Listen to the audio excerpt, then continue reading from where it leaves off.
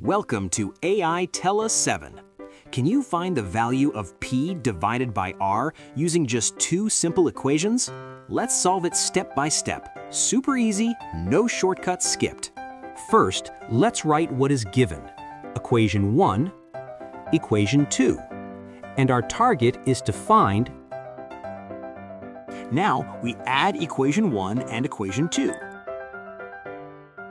Minus r and plus r cancel each other, so we have 2p equals 40. Now divide both sides by 2. We have p equals 20. Now find the value of r.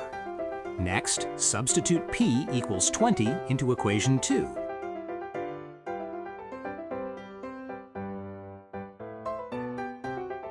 So the value of r is minus 20. Find p over r. Now we divide p by r.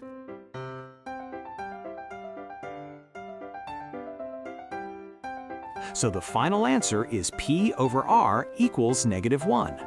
Thanks for watching. Please subscribe, like, and share for more questions.